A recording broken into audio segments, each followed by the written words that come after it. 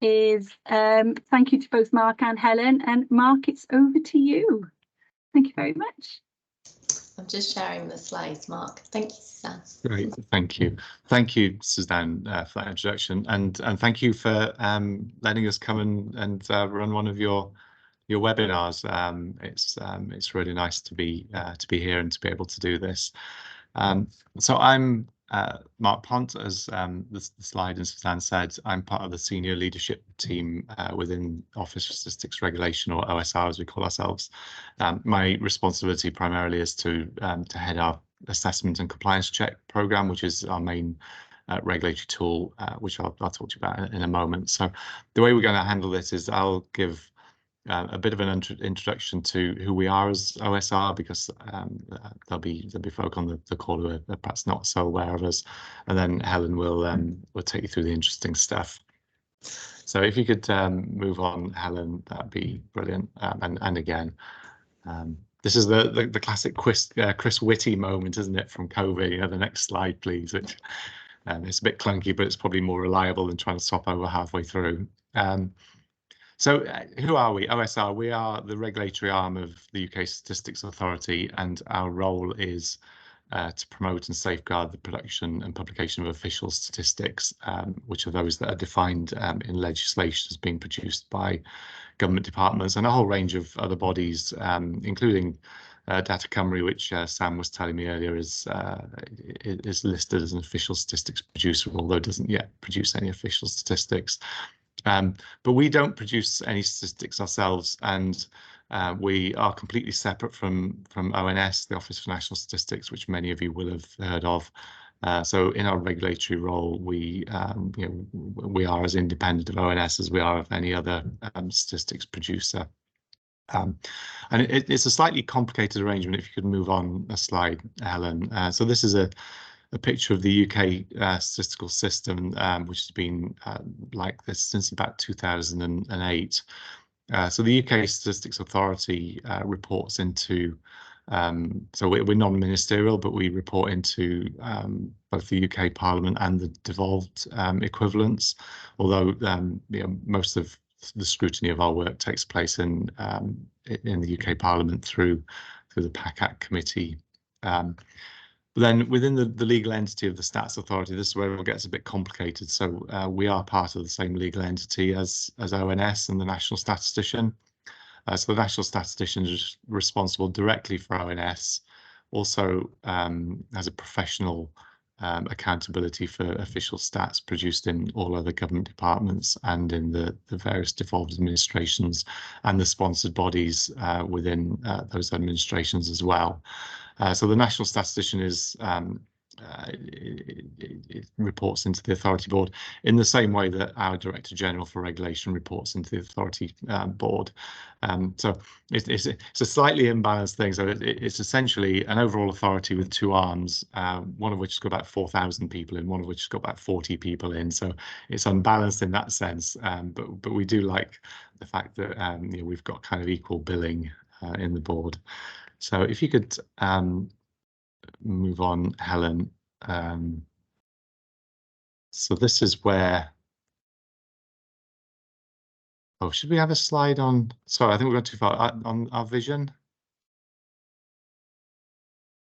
Could you go back a couple? So if I go back, I get the UK statistical system. And then if I go forward one, I get our vision is that statistics serve the public good.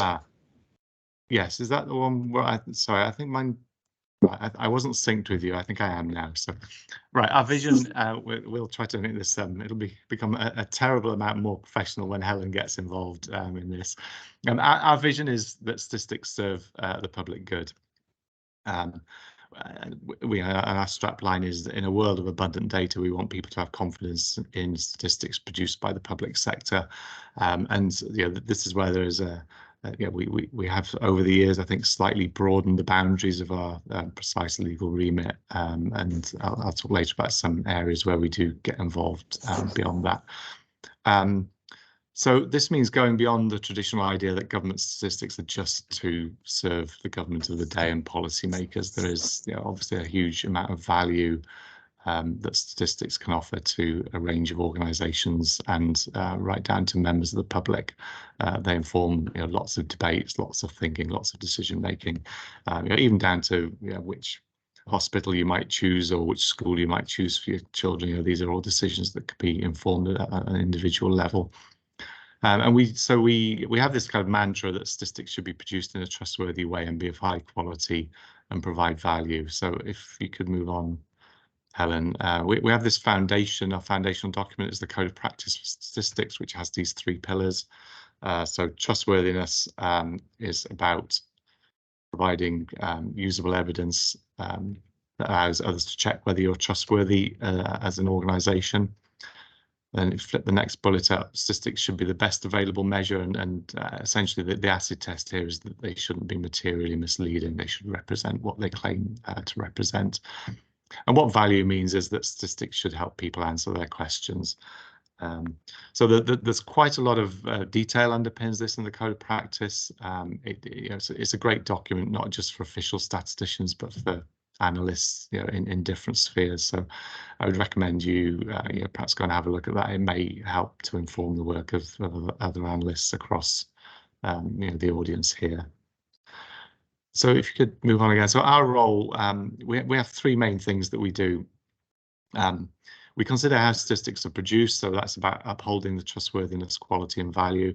Using the Code of Practice as our benchmark, we carry out a range of regulatory activities where we both support good practice but also challenge stats producers to do better if that's needed to ensure more compliance with the code.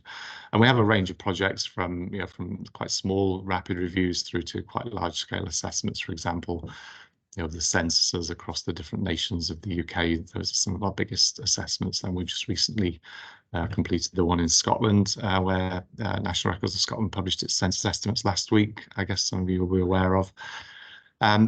Perhaps our most high profile role is in relation to how statistics are used. So anybody can write in to us and complain about how statistics have been put together or used, and we investigate those. This is our casework function. A lot of this is in the parliamentary space, politicians misusing and misquoting stats, but there are a range of different interventions. But some of our most high profile ones you've probably seen over the last few years are where we've challenged previous prime ministers of the UK to do better on things like employment stats and so on. So that's a really key role for us, and that's something that helps us to build our reputation and awareness of ourselves. And then the third part of our work aims to improve understanding of the public good of statistics. The legislation that we operate under talks about public good, but doesn't define it. So, the last few years we've been doing a lot more work to try to really tease out what public good means in the context of our work. So if you could move on, Helen. Some examples here of just the kind of things that we do. So we've got the Code of Practice there. We have this little badge, National Statistics badge, where if you're compliant with the code, your statistics get to carry that as a symbol of kudos, I guess. We're on the 2nd edition of the code, but we've currently just launched a review of the code, and there are details on our website if you want to contribute to helping shape the next version or helping us think through whether we need a next version. But some of the other things here just show some of the breadth of what we do. There's a State of the Statistical System report cover there. That's something that we publish every year, which just gives a bit of a one-stop shop for everything that's good and bad across the stats system. So again, that's a great resource. If you don't have much time to tap into what we do, that's a really good summary of what the hot topics are and where we think that statisticians and analysts need to do better. So highly recommend looking at that. But also, just some indications of some of the other things we've done here, including a couple of headlines that we've got through some of the work we did on some of our interventions. So let's move on. I think in the interest of time, we talk about that for quite a long time. So we operate on a 5-year strategic business plan. So I'm just talking through this as context. One of the the things here is making greater data available for research and evaluation. That's where the data sharing and linkage comes in. And then if you could move to the next slide, Helen, how we've encapsulated this in our priorities for this year. The first one there is talks about data linkage as part of innovation and people collaborating together, really to make the most of available data to maximise the public good from what is potentially already a rich resource. Those of you in local authorities, will be way more aware than I am of just the wealth of data that you have available. If we can tap into that in ways that can be used to add value, then that's a great thing to do. I also just wanted, in closing this session, just to draw on our third priority there, which is about building partnerships. So one of the things that we've done over the last 2 or 3 years, and again, Helen, if you could just move on a slide, please, is this concept of voluntary adoption or voluntary application of the code. So whilst the code of practice for statistics is obligatory for official statisticians to follow, it sets out a range of good principles for any producer of data, statistics or analysis to follow. So what we've been doing is trying to encourage organisations outside of the official statistics producer world to commit to applying the code pillars. So it gives an opportunity for an organisation to compare what it does against the code. That can lead to improvement, but there's also an opportunity to demonstrate to the public commitment to trustworthiness, quality and public value, which can then aid the credibility of your own analysis. There are some case studies on our website, which obviously you can look at your leisure, but if we move on a slide, Helen, just to flag here the benefits of voluntary application. It shows that your organisation is ethical, honest, you've got a culture of professionalism, you respect evidence, you're open and transparent about strengths and limitations of stats, which is really important to help them be used correctly and to help avoid misuse. So this is a great thing. I would encourage colleagues in Data Cymru, as well as local authorities and elsewhere, to think about whether it will be worth going down this kind of route. And if it is, just get in touch with us, or get in touch with us via Data Cymru, and we can put you in touch with the right people to have a conversation with. And then my last slide, just to show some examples of some organisations that have already voluntary adopted. So Greater London Authority is an example of a local authority that has. Also got Qualifications Wales there, which is pretty local to us in South Wales. So they are an official stats body, but what they've done is, because they're quite new, they've used voluntary application as a way to convince their board that it's a good thing to do, and then hopefully with the aim of going for full national statistics status at some point in the future. So people are using it as a really good tool just to enhance the credibility of what they do. So that's my overview of OSR, who we are, a bit about what we do, and with that I'll hand over to Helen for the stuff on data linkage. Thank you. Thank you very much, Mark, and thank you again for kind of having us here. I'm Helen Miller-Bakewell, and I'm in the senior team with Mark at OSR, and I head up a couple of cross-cutting teams within OSR, one of which actually is responsible for the code of practice, which Mark has just told you about, and then another which is called the data and methods function. And one of the things that they focus on is leading work about data and methods topics that is kind of relevant across the UK statistical system and beyond. And that's how I ended up being the senior lead on our report on data sharing and linkage across government, which I'm going to tell you a bit about now. So very briefly, I'm going to try and tell you why we did our review, what we set out to do, how we set out to do what we wanted to do. And then, of course, I will tell you about the findings and the next steps. And hopefully that's a kind of good ground for any questions that you might want to ask. So why did OSR do a review on data sharing and linkage across government? And there's lots of people in this that are interested in this. There's lots of people writing reviews. What was our interest? What was our space? I think OSR has kind of long been an advocate for data sharing and linkage when it's done in a secure way.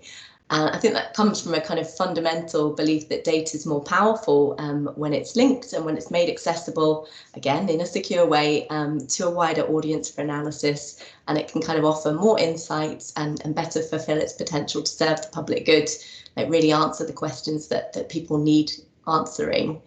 Mark's already pointed you to our strategic business plan and our priorities in that. We've got make greater data available in a secure way for research and evaluation, right there in at number 2. And indeed, we have this ambition when we wrote that strategy in 2020 that by 2025, the statistical system would be based around linked data, and sharing and linking data would be the norm rather than the exception. Having done this review, I would say, to be honest, that still sounds quite ambitious, although we're not at 2025 yet, so hopefully we can make some good progress before then. And we also have data sharing, data linkage written into our current code of practice under the value heading and efficiency and proportionality.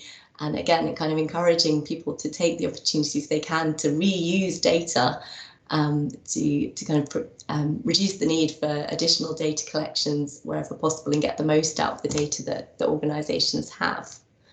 I would say, so OSR, we're not experts in data sharing and linkage.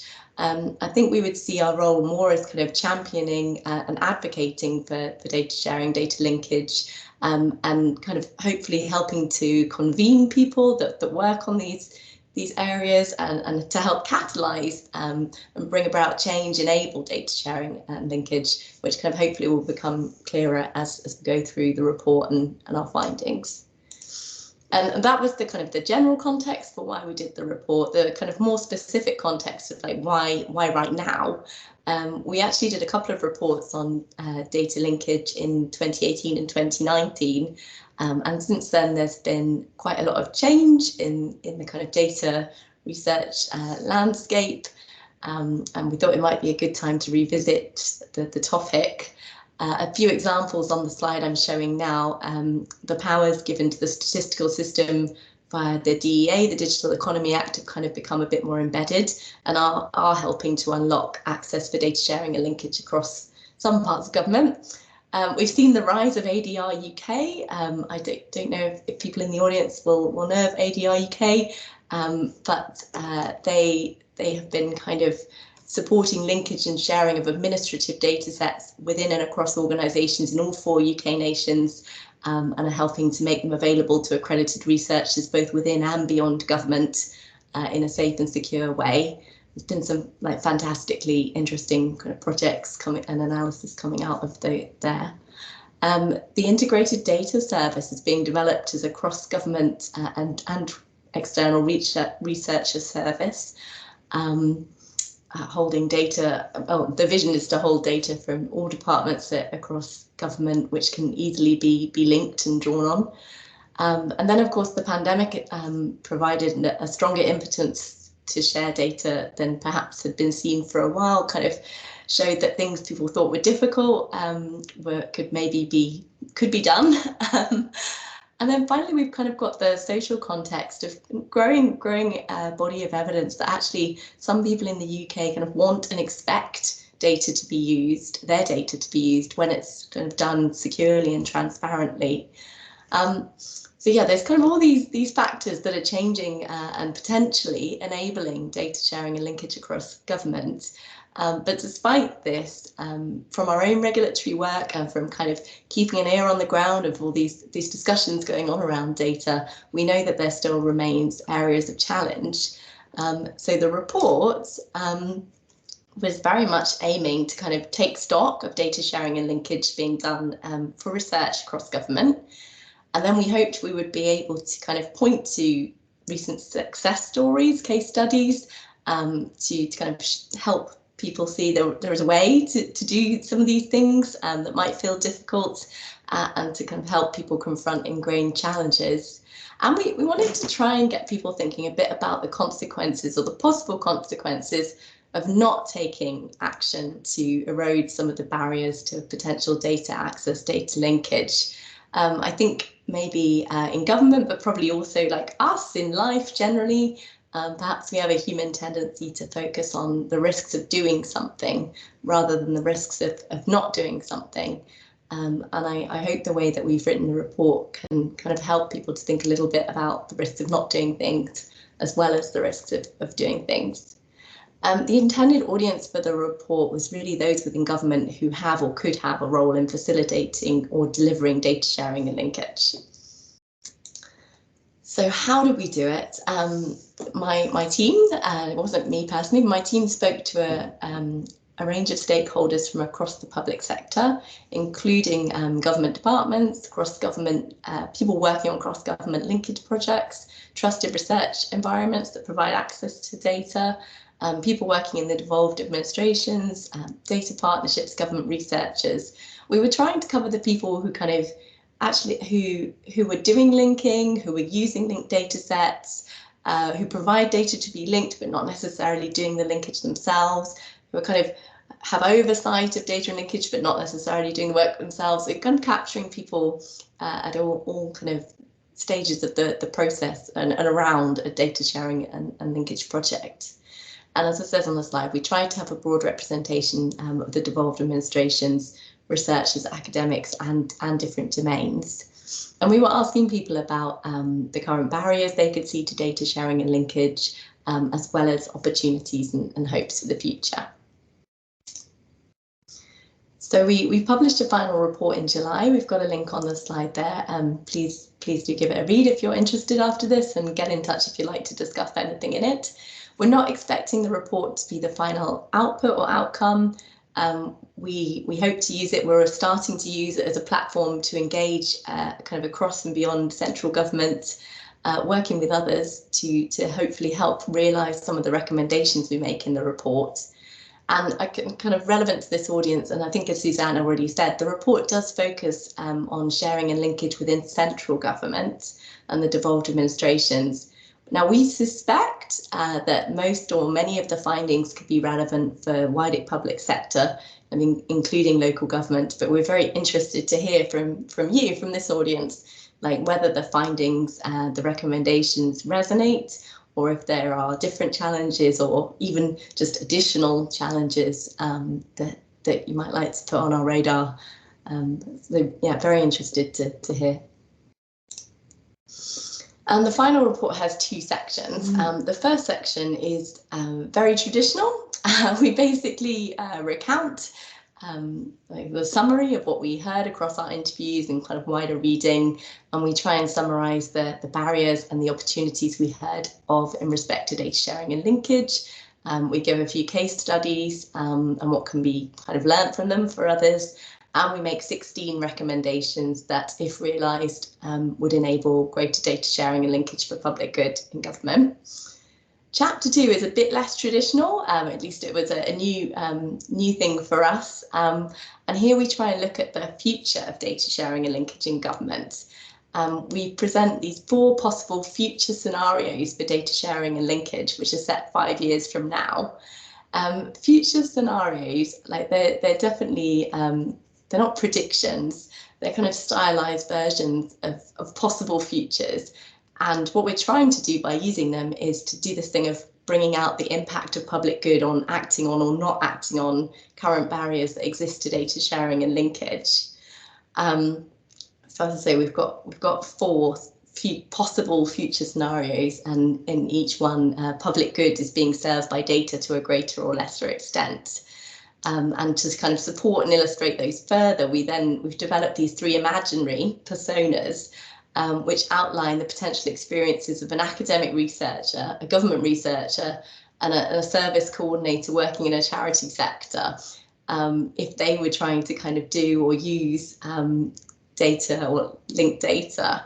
And again, the kind of experiences that we imagine they might have in each of the different scenarios, we hope to try and illustrate the arguments for making choices that lead towards data sharing and linkage for the public good, which is our kind of best preferred scenario. And indeed, the kind of final bit of the report does link the recommendations we make in chapter 1 to what we see as the best scenario, data sharing and linkage for the public good, to show how those recommendations could help get to that situation where benefit of data is potentially realised. But yeah, as I say, a new approach to report writing for us. Again, if you read it, I'm very interested in reactions or comments. Anyway, let's get to the findings. So we found that data sharing and linkage in government stands at a crossroads. There was definitely overall willingness and enthusiasm to share and link data. Like so many people wanted to talk to us about this topic when we were doing the review. They wanted to tell us about their experiences. They wanted to give us case studies. That just that the interest and the enthusiasm is really large. But we did still hear lots of difficulties and barriers, and this was kind of true at all stages of the process. Like right from building support from an initial idea to finding the data, to access the data, to linking the data to get to final outputs. And we've got this kind of quote that we've kind of said, well, actually, unless significant changes are implemented, we do think there's potential for the progress that was made over the last few years, kind of driven by COVID and other factors, to be lost, and actually for the potential of data sharing and linkage to deliver the public good to kind of not be achieved or to be diminished. The caveat here is, as so often, the picture is not the same in every area of government. There are some areas where things have moved faster than others, and perhaps, again, not uncommon to find culture and people can be really key determinants of progress. As I say, we make 16 recommendations in the report that we believe would they aim to erode existing barriers and to enable collaboration and efficiency. In the report, we summarise our findings within 4 themes, and I'll kind of introduce them and then kind of whip through them quite quickly to leave a bit of time for questions. But yeah, so these were the kind of, when we looked across all of our interviews, we were like, well, what's coming out here? And the first 2 actually were all around people. The first theme we've identified was public engagement and social licence. And this was about the importance of obtaining kind of acceptance or approval for data sharing and linkage, and how public engagement can actually help build an understanding of whether or how much social licence exists for sharing and linking data, and how potentially that could be strengthened. And this seemed to be intertwined with data security, actually. So in this section, we also explore the role data security can play. Then section 2 is all about people and risk appetites and leadership, key decision makers, and actually the kind of skills and availability of staff that underpins all of this work. Then we move into the more kind of processy bits. And yeah, section 3 is about the kind of non-technical processes that govern how data and sharing and linkage happen. And then the final section is about actual technical challenges to do with specifics of data sets and infrastructure and kind of data standards. And you can see we've got a number of recommendations under each of those. So let's start with public engagement and social licence. So first, I would say there seemed to be it was a topic, public engagement was a topic that came up a lot, and it just seems to be a topic that's coming up more and more if you kind of go to these events about gut data around government and hear departments talking about how they're trying to start conversations around their data. But yeah, we kind of found there is a need for more public engagement, both to improve transparency of work that's being carried out and to improve public confidence in data sharing and linkage more generally. And there are examples of public engagement that's being done really well, and we point to a few in the report actually. But I think the general feeling across those we spoke to was that there can be a lack of understanding about how to do public engagement effectively. And again, as I said earlier, this is actually against a backdrop of some of the public engagement that is being done is starting to show that some people in the UK do want and actually just assume almost that their data is being used and want it to be done when it's secure, when it's done in a secure and transparent way. So by not doing some of the things, we might be kind of failing our public good test there. But yeah, as I said, so the amount of social license can be linked to data security. And here people spoke quite a bit about the 5 safes framework and how that can be an effective set of principles employed by many data services to allow safe access to data. I guess with data sharing and linkage, privacy always has to be paramount. However, we kind of did hear that, you know, it might be, well, when the 5 safes was developed, you know, that was probably almost 20 years ago, and it was kind of developed when the platforms, before some of the technologies that are being used now to share and link data existed, and data linkage has kind of got increasingly complex in terms of numbers of data sets you might be trying to join, the size, and we did hear a few times that it might be perhaps a good time to maybe review the 5 safes to kind of check that they continue to support data security. And kind of alongside this, we were hearing about privacy enhancing technologies, which are kind of new technologies that may provide innovative ways to enhance the security of data sharing in the future.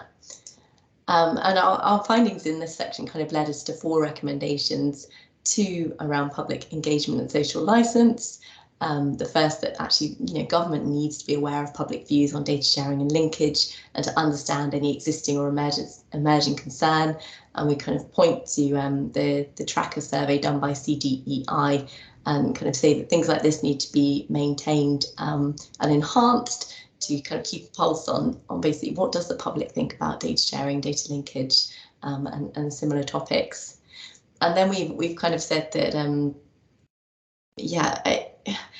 there should be a bit more support for people to start going about doing public engagement, and maybe some best practice guidelines and a central organisation coordinating the work as a kind of point, as a first place to go alongside other initiatives that support public engagement. And we've pointed to PEDRI, the Public Engagement in Data Research Initiative, which is a couple of years old, as a organisation that's potentially well placed to do this, given their kind of current ongoing work. And then on the data security, again, based on our findings, we've recommended that the UK Statistics Authority review the 5 safes framework and just consider if there are any elements or supporting material that could be usefully updated. We've had some early conversations with the team and they seem to be quite well interested and hopefully willing to undertake this one. We'll carry those on. And privacy enhancing technologies, we've kind of said that, well, yeah, actually, you know what, government should be continuing to explore these because they could offer new ways to enhance security and protect privacy. And we know that the Office for National Statistics Data Science Campus is doing work on pets, and we've said that, you know, they could be well placed to lead and coordinate. CDEI again have led challenges on this in collaboration with people in the US. So it's an area of kind of growing interest, I would say, across small parts of government, perhaps.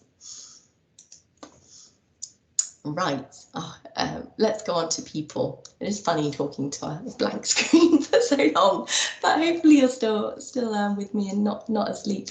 Anyway, people. So at every step of the pathway to share and link data, the people who were involved and their skills and expertise and experience can be instrumental to whether projects succeed or fail. We heard about cases where a big barrier was just simply support for data sharing and linkage at the kind of highest levels of organisations, and quite many, actually many we interviewed felt that if more organisations had kind of data linkage as a strategic priority at the highest levels, then it might get a bit easier to join up across government. But for that, like perhaps a wider appreciation of the kind of benefits of doing data sharing and linkage needs to be held. And then there's the kind of few steps down from the accounting officers sometimes, but still really important players in this. Oh, thanks. It's just in the chat. But there's people like chief data officers, senior analysts. All these people actually have a really big role in championing the public benefit of data sharing, and figuring out how to find that balance between the benefits and the risks. And it's kind of understandable, isn't it? Because sometimes I think the benefits of sharing and linking data can be very widespread, whereas actually if something goes wrong, the cost can be very kind of close to home and keenly felt. So it's perhaps not surprising that people may kind of tend towards being a bit more risk averse. But we do think if there was kind of a wider appreciation of the real benefits and maybe a focus on championing and kind of use cases and showing the possibilities, then that could help. More generally on skills, knowledge and recognition, we heard quite a lot that actually recruiting people with the skills needed to link and maintain and analyse data can be quite difficult. And keeping them once you've got them can be quite difficult as well. And these problems, they kind of get magnified around government because we have lots of different data frameworks, career development frameworks. We have lots of different pay scales for data specialists. And you kind of get people moving around in order to follow the money. Again, makes perfect sense, doesn't it? But you can quite easily see how it can lead to silos and places where you have the people and you have the skills and places where you don't. So again, we had 4 recommendations on this kind of people theme, and the first 2 are about kind of improving data literacy in government and among senior leaders, perhaps specifically. We have this thing called the Data Masterclass, which is again delivered by the ONS Data Science Campus in partnership with 10 Downing Street Data Science team. And that's all about kind of raising awareness and exposure to data issues and data topics for senior leaders. And we kind of think, well, guys, you should do this. And actually we're speaking to the team about the content of the course to see if there might be topics that we could, related to data access, data linkage, that then maybe they could have a bit more on in the course. There will be other courses as well. I think we've kind of covered ourselves there by saying courses like the Data Science at the Data Science Campus course. But this is the kind of top one that we're aware of for senior leaders in government at the moment. Actually, since we published this report, they've rolled out the One Big Thing initiative across government, which has the aim of having every civil servant do at least 1 day of data learning and development a year. I think I've understood that correctly. People there's a lot going on in this area actually, which is a good sign. Recommendation 7, arbitration process. This is about those cases where actually you just can't get agreement between organisations on whether data shares should occur. And I think there probably is already a kind of in theory process, but what we heard was that it doesn't always work very well. So we're suggesting that there could be a process developed that kind of taken on by maybe Cabinet Office, working with say number 10 and ONS, because possibly if sometimes the only way to make these things happen might be to get ministers involved, for example. So I think they need some thinking on that. Oh yes, and then the last recommendation in the space is around this career framework issue and having, I think it is unrealistic to say that we will have one career framework for people in data roles across government. In fact, that would probably do a massive disservice to the huge range of professionals that come from different backgrounds that kind of work on these topics. But what we have said is that those who are responsible for the different career frameworks, for example, the DDAT career framework and the analytical career framework, should at least be trying to join up, ensuring consistency at different levels of their frameworks, and kind of engaging with analysts who kind of fall within them to check for fit for purpose, and a bit more coordination when it comes to recruitment as well, actually, and about how frameworks are used there. And again, I think speaking to people since the report, there is work being led by the government analysis function, especially on recruitment, which I think is very much aimed at kind of joining stuff up better and ultimately trying to develop a system where it's easier for skills to flow to where they need to go.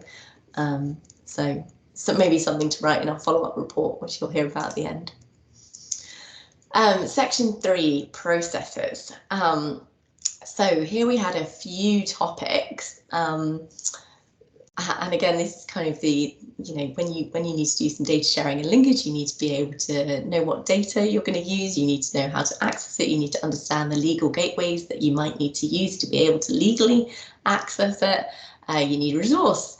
And what we found in the legal sphere was that actually kind of understanding of existing legal basis to share data and in levels of confidence in them are still quite variable. And kind of under this heading as well, narrow data sharing agreements often do not facilitate reuse of data. Now, there are many good reasons to have narrow data sharing agreements, but for something like the IDS, for example, to work this platform where people will hopefully be able to use government data more easily from a central repository, actually for that to work really effectively, maybe you might need some way of having broader broader data sharing agreements for it to be efficient. But yeah, on data access, we heard quite a lot that when applying for data, the process is often lengthy and can appear overly burdensome to researchers.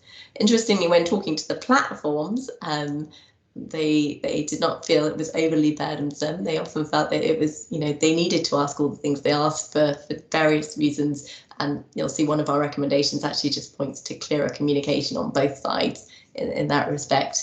But yes, generally finding the right people to talk to about data can be very difficult within departments, which is, again, perhaps not surprising. There's so much data in so many departments, but all the same, it doesn't help the process. And then finally, under this theme, resources, siloed funding structures can be a big barrier to consistent and long-term funding. Many of the really successful examples of linkage projects in the kind of recent years have been where there has been an external funding partner. Although there is something called the Shared Outcomes Fund within government now, which is an example of trying to facilitate these cross department projects, which seems like a positive step. And yeah, getting people available and ring fence to work on projects is then hard without funding, so it's a bit of a vicious cycle. So quite a few recommendations in this space, having kind of heard all of that. Firstly, we've got one about overview of legislation, and we suggest that it might be helpful if in each of the nations, and we say each of the nations because of course the legislation differs slightly, maybe a single organisation could produce a kind of overview of legislation that relates to data sharing and linkage, and which pieces are relevant and where to find more information. Again, probably not realistic to expect them to be an expert in all of that, but someone was there to bring it together and point in the right directions. We think that might be helpful. And we've kind of gamely said that maybe we will try and help convene people in this space to think who could take this forward in different nations. There's the one there about broader use cases for data, again, to support reuse of data where appropriate. Those creating data sharing agreements could consider whether restricting data access to a specific use case is essential, or whether there could be allowance for exploring other beneficial use cases. And again, I know that there are people kind of thinking about this. The Research Accreditation Panel, they're thinking about it along with IDS, for example. Communication and checklists, let me just fizz forward. Transparency, all those three. Oh, well, actually, no, the communication one picks up on that issue I was talking about, where people who are applying for data don't necessarily understand all the questions they're being asked to do when they apply for data, and things, occasionally you might be asked method questions, but it's hard to know the answer to that if you haven't seen the data yet. And so this recommendation is about people who provide access to data having good communication with people who are trying to apply for it, and really explaining why they're asking for the data, for the information they're asking for, but then also being prepared to refine the information where it's required through those interactions. And yeah, like having kind of face-to-face discussions wherever possible early in the process to try and just smooth things along, really. And then the next two recommendations, checklists and transparency. Well, again, that's just about making it more evident who needs to be involved in a data sharing and linkage project, how you can get to them, and thinking through all the people that need to be involved from the beginning, rather than suddenly realizing halfway through, oh no, we needed to consult that team. And then you may have added, well, best case scenario days, worst case scenario months to your trajectory. And then the final one in the section is on funding structure, and yeah, about having more centralised funding structures for data collaboration projects across government, such as this shared outcome fund that I've mentioned. Right, final section of the report was about the technical bits, as I said. And here we looked at quality of metadata, data linkage methodologies, and data standards and definitions.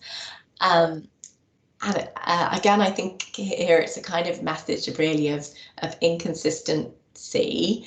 Certainly on the metadata, data held within the public sector are not always well documented, which can make it quite hard for researchers to know if projects are feasible. And actually it can affect the quality of data linkage as well when you get to that. And again, so it's not kind of, there's a few things here. Simply one is time and resource as ever, but it's also that sometimes the data we're using, or often the data we're using, isn't like, it's been collected for a different purpose. So the people who collecting it, or the system that's collected it, wasn't designed to be set up beautifully with all the perfect metadata. But yeah, I think there's still some progress that kind of could be made in that area. And then data linkage methodologies. Again, this is where I say we are not expert on data linkage methodologies, but I think the kind of concerns for us are like, how are people developing data linkage methodologies? Are they doing it in a way that's transparent? Is there collaboration? Are they drawing on best practice and kind of academic research? But yeah, we had quite a lot of reflections that current data linkage methodologies are quite effective, and they are often being developed in a kind of transparent and collaborative way, but challenges still do exist, which can lead to issues with the quality of linked data. And then finally, data standards and definition. Again, data standards across public sector are currently not consistent across organisations or within organisations over time, which can make things more difficult. And again, there's actually loads of work being done in this space. I think in the report we highlight work by CDDO, the Government Digital Service. I'm sure there's another one I've now forgotten, but it doesn't actually seem that this kind of work is necessarily very coordinated at the moment. So final two recommendations. One, sufficient resources. So senior leaders, team leaders, ensuring there are sufficient resources allocated to developing quality metadata and documentation. And again, like this is, resources are scarce. So it's linked to the first points about people really understanding why it's important and what the benefits are, I think, of doing these things, to feel like it should be a priority enough to give the resource. And then standardisation, and actually that's, I think, pretty much what I just said. There's lots of efforts going on to standardise government data and definitions, but it's kind of unclear how they all fit together at the moment. And we've pointed to CDDO, so the Central Digital and Data Office within Cabinet Office, who I think oversee the Data Standards Authority. Hope I've got that right, as kind of people that may be well placed to coordinate that. And that, you might be relieved to know, brings us to the end of the recommendations in the report. And just before I finish, I'll just remind you, as I say, we kind of came up with these scenarios which paint these hypothetical futures. and they range in the extent to which these kind of barriers that we've just talked about are still apparent. And what we would like to aim for is this one at the end, data sharing and linkage for public good, which we believe kind of chipping away at these recommendations could enable. And next steps for us, we have a few plans. We started talking to the people we've pointed recommendations towards in the report, and you know, we kind of like to continue those conversations, see where we like understand any challenges from their perspectives and help enable where we can. We'd like to convene a couple of roundtables on some of the issues we've raised in the report. Hopefully host an event or two. I've got 2 events in mind, one to showcase like the work that's being done to help erode the barriers we've spoken about, and then maybe one with people who are actually doing data sharing and linkage projects to kind of, you know, hopefully inspire others, talk about the challenges, but also the outcomes and the benefits. And we have committed to a follow-on report, she says with joy. But yes, so, you know, in order to kind of stimulate some, hopefully stimulate some momentum and some progress, both within OSR and other organisations, we'll do a follow-on report in, I think, probably summer next year to see how it's all going with the recommendations. I will end there. Hi, Suzanne. Thank you very much, Helen. It is quite awkward sometimes when you can't see anybody and you are just talking, but you did brilliantly. Thank you. And it was really, really fascinating, actually. A lot of as I was hearing some of those recommendations, a lot of it was resonating kind of, and I know it will have with the audience, you know, across all kind of sectors really within the public sector. So if there are any questions, you've got the chat bar. We have got 5 minutes. If there are any questions, please raise one. I've got 2, I think. I think the first one's quite very easy to some extent. Is you've said you've started meeting with those that you've kind of nominated to take forward some of these recommendations, and I was just wondering to what extent have those recommendations been received? Is it likely that a lot of these are going to go ahead, because they all seem very sensible, very useful, like, you know, some of the outputs that have been suggested? I just wonder if there is a sense of how well they've been received so far. It's been pretty good, actually. So a lot of the people, well, some of the organisations we spoke to during the course of the report as well. So not everyone was completely unsighted of recommendations coming their way. We kind of built a bit of enthusiasm before we published. The conversations I've had so far have been pretty good. Yeah, there's a kind of bunch in the middle of the kind of second half of the report where we haven't got specific owners, and I think that's going to be a bit harder. And it's like one of the things we'd kind of like to discuss at the roundtable I was talking about is, okay, what about those ones? How are we going to unpick those ones? But I would say, yeah, early conversations with people like Pedri, UKSA, Data Science Campus have all been really positive, actually. Brilliant. And then just a quick follow on. To what extent will some of those outputs, the tangible outputs where there are people that have been nominated, so the guidance, the frameworks that you've kind of alluded to what extent will those be applicable to local government in this instance? Obviously, you know, your focus is central government generally, but will there be specifics relatable to local government, or would it just maybe be that the principles, the concept is applicable? I think that's something for us to work out, if I'm honest. When we started this report, we thought, oh, maybe it could be whole public sector. And then we just kind of realised how enormous that was. So I think what we'd be, so as I say, between now and the next report, I think what we'd be quite keen to work out actually is how, to what extent are these findings applicable to local government, or as I say, are there differences? Are there additional things? And then to actually improving our own understanding first of the overlap would be quite important to figuring out for those things what we would push for, I think. Yeah, I think that's a really valuable piece of work, and I think as Data Cymru, as an organisation supporting local authorities, the wider public sector, there might be something that we can we can work on together there. Actually, I think that could be very useful. We've just got 2 minutes left, and there have been a few questions raised, so I will just pass them to you if that's okay. Well, as many as we've got to get through. Are there any linkages or overlaps between OSR's code of practice and international British standards for working with data or statistical methodologies? I'm hoping Mark might help me a Yes, little bit with this one here. Yeah, so the code of practice for statistics, I mean, it is aligned broadly with UN fundamental principles on statistics and the European Statistical System Code of Practice. What the code says in several places is that we expect statistics to be put together using best applicable standards, be they international or whatever, or for statisticians to explain where they haven't followed those international practices. So we've kind of integrated in that way that there's an expectation that if there is existing good practice, that's what people should be following. And I'll probably just take the next one as well. I was going to say it follows on, yeah.